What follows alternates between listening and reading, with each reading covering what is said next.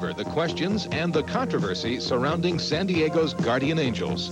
And Whitney Southwick takes you on a rock and roll sentimental journey with San Diego's Iron Butterfly 18 years after the hit record days.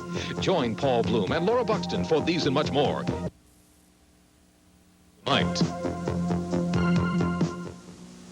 It was the dream of most young musicians, but 20 years ago it became a nightmare for a couple of San Diegans. They were with a psychedelic rock group called Iron Butterfly. And tonight in the first part of his special series, Whitney Southwick introduces us to bass player Jerry Penrod. You know, Paul, when Jerry Penrod graduated from Claremont High, his ambition was to play football, not rock music. An injury changed things, and by 1966, Jerry and Iron to L.A. and San Francisco, to the middle of the acid rock scene.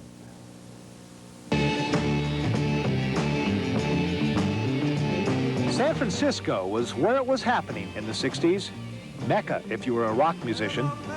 The lyrics told of free love and drugs, and more often than not, those singing the songs practiced what they preached. We had all the money, the women, the booze, drugs. I mean, you wanted it. I mean, it was just all there. You know, everybody wanted this. 20 years ago, yeah, it was living. That was life. And that was a good life. For Jerry, the good life lasted only a short time. He quit Iron Butterfly before Ingata Devita brought it national attention. He kicked around with a couple of other groups, then finally, burned out and addicted to drugs, he called it quits and returned home to San Diego. 2 bad marriages and a drug rehab program later, Jerry today is back on his feet, and for the past 10 years has driven a bus for the city of San Diego. Love it. Love it. It's really a good job. A lot of people, you know, you have a lot of interaction with a lot of different people, and you can make people smile. You probably know people who take the work home with them at night. Well, Jerry does too, but in a very special way. He goes from driving a bus to living in one. It's nice, it's fun, you know.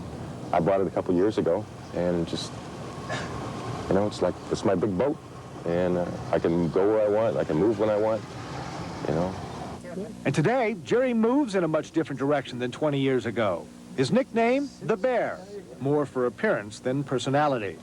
As for music, well, he still picks up his guitar now and then, but says he'll never return to the stage. The life's just frantic, you know, too fast. You just about got to do drugs. It's always there, and it's fast, and it's hard life. What's important to Jerry Penrod today? Be the best I can be. Being happy. That's important to me now. Tomorrow night, we'll meet another former member of Iron Butterfly who also quit the group after only a couple. Alkek will take a look at the day in baseball, but don't hold your breath for Padres highlights. And don't forget the hockey boxing. And what happens when the glory days are gone? Whitney Southwick wraps up his special report on one of the 60s best-known rock bands.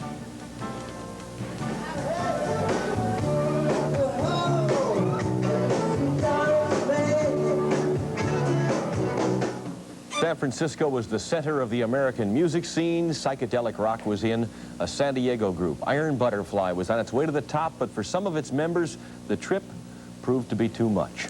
Tonight, in the second part of his special report, Whitney Southwick talks with former lead singer Darryl Deloach. Is it Deloach? Okay, to find out why he quit his dream-come-true job with the band. I hope I pronounced that right. Yes, you did, Paul. When Darryl Deloach graduated from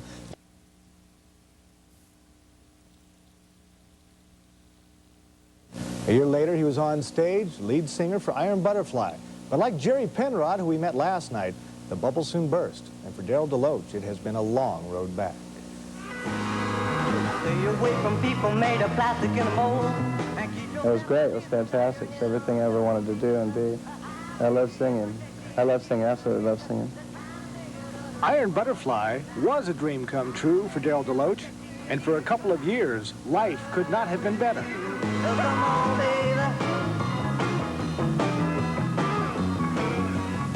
That was the happiest times of my life, really. I must tell you that. I mean, I've never been happier than being on stage and singing with the boys and stuff.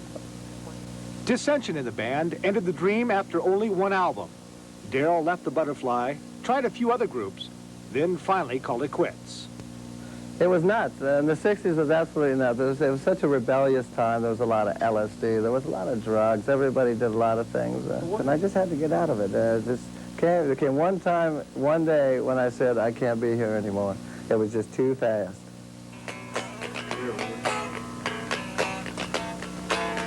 Back home in San Diego, Darryl turned to his second love, cooking. He opened a couple of restaurants and today earns a living as a waiter. Still, in his heart, there has always been the music.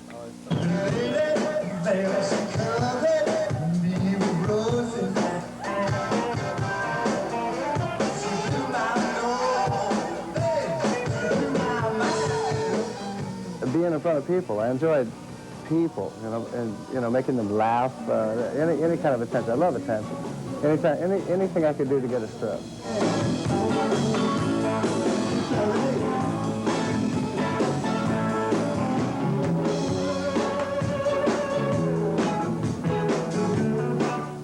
I've always wanted to get back up and try it again. Not maybe just do the whole thing again, but try it and see if I like it. Now, the band that Darryl is singing with is the local group, the Sears Brothers. Darryl joins in when he is not working in a restaurant. As for Iron Butterfly, well, the group is still around. Played one of the local swap meets about a year ago, and in fact just finished up a Midwest tour, and all that background music in both pieces was from their first album, Heavy. Say this for him. Iron Butterfly was a heck of a name for a rock group. Yes, it was. It got them a long ways. Isn't that something? Thank you, Whitney.